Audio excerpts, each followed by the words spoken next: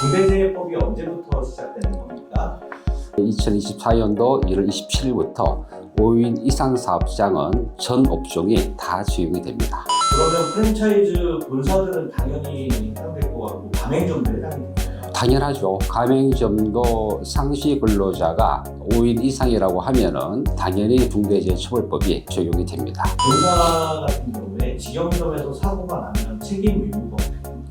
본사는 가맹점의 형태가 직영점이 있을 거고 아니면 순수하게 가맹 계약을 한 가맹점이 있을 건데, 직영점 같은 경우는 당연히 이제 본사의 사업장이라고 볼 수가 있기 때문에 직영점에서 사고 난 경우에는 이제 본사가 책임을 부담을 하게 됩니다. 그럼 본사 대표님도 책임을 그렇습니다. 중대재해처벌법 자체가 사업주를 처벌하기 위한 법이기 때문에 대표이사 플러스 그다음에 이제 기형 책임자, 관리자까지도 책임을 물을 수 있는 게 중대재해처벌법입니다.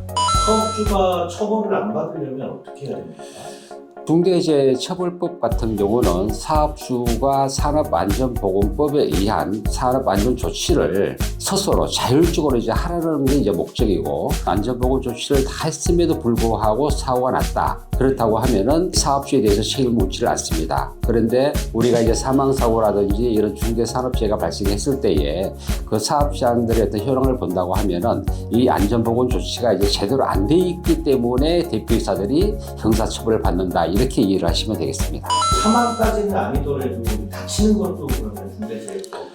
중대재해처벌법이라고 하는 것은 사망사고가 발생하면 당연히 해당되는 거고, 부상자가 일을 하다가 이 직원들이 다쳤다. 그러면 6개월 이상 치료를 요하는 부상이 발생한 경우, 동시에 2명이 발생한 경우에는 이것도 중대재해로 보게 됩니다. 그러니까 6개월 이상이라고 하는 것은 병원 치료 기간이 6개월이라는 의미입니다. 사업장이 여러 개 있는 2~3명씩 있는 점주는 이게 한 사업장당 인원이 적으면 다 합쳐서 5인 이상.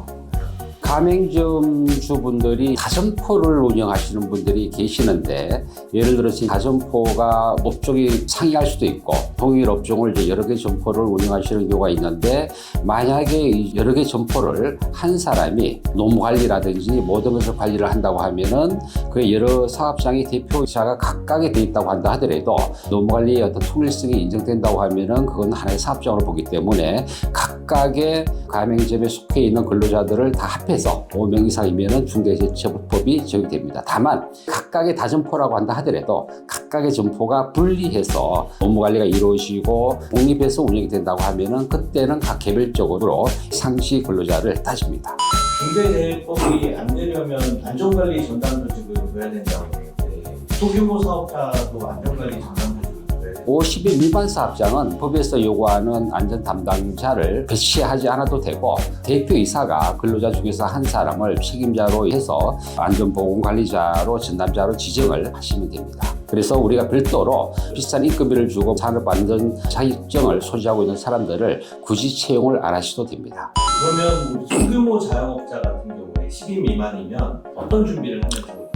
주로 우리가 이 프랜차이즈 같은 경우는 가맹본부가 있고 가맹점이 있으면 사실상 우리가 이제 가맹점이 근로자 수가 5인 이상이라고 한다 하더라도 그 가맹점주가 별도의 안전보건 조치를 한다는 게 현실적으로 어렵다고 봐야 되거든요. 특히 프랜차이즈 업계 같은 경우는 프랜차이즈 본사에서 가맹점주가 어느 정도의 안전보건 조치를 할 수 있는 가이드라인이라든지 기준이라든지 이런 안전보건관리 체계를 짜서 가맹점에서 좀 활용할 수 있도록 그렇게 가맹본부의 어떤 역할이 중요합니다. 왜 그런가 하면은 가맹점에서 사고가 났을 때에 본사가 책임이 없다고 한다 하더라도 요즘은 워낙 이제 언론에 발표되고 되는 경우가 많기 때문에, 그럴 경우에 본사 같은 경우는 브랜드 이미지에 어떤 치명적인 영향을 미치기 때문에 사전에 아마 좀 일정 규모 이상의 프랜차이즈 본사 같은 경우는 자체적으로 안전보건관리 체계, 즉 안전보건관리 기획 시스템이라고 하는데, 법에서는 안전보건관리 체계를 구축을 하고 수시로 위험성 평가를 해라. 그럼에도 불구하고 사고가 났다고 하면 우리 책임 묻지 않겠다. 그런데 이런 어떤 사전 조치가 없는 상태에서 중대재해가 발생했을 때에는 회사가 상당히 어려움에 처할 수 있는, 중대재해처벌법이 벌금이라든지 또는 형사처벌 수준이 상당히 높기 때문에 사전에 본사에서 준비를 하셔가지고 소규모 자영업자들이 활용할 수 있게끔 그렇게 하시는 게 바람직합니다. 본사에서 가맹점들을 대상으로 그런 가이드를 좀 줘야 되겠네요. 그렇습니다. 당연히 해야죠. 우리가 큰 이제 프랜차이즈 같은 경우, 특히 뭐 CS25 편의점 같은 경우도 보면은 본사에서 이미 안전보건관리 체계라든지 매뉴얼이라든지 이런 걸 다 만들어서 이 가맹점주 분들한테 다 배포를 합니다. 그 다음에 사고가 났을 때 그걸로 대처를 할 수 있도록 그렇게 이제 하는데, 대부분이 아마 이제 그 가맹본부들이 이런 부분들이 좀 미진한 부분이 좀 사실입니다. 그래서 아마 지금부터라도 조금씩 좀 준비를 하셔가지고 가맹본부뿐만 아니라 가맹점이 좀 활용할 수 있는 그런 이제 안전보건관리 체계를 구축을 할 필요성이 있죠. 마지막으로 노무사님께서 추가적으로 좀 하실 말씀이 있으시죠?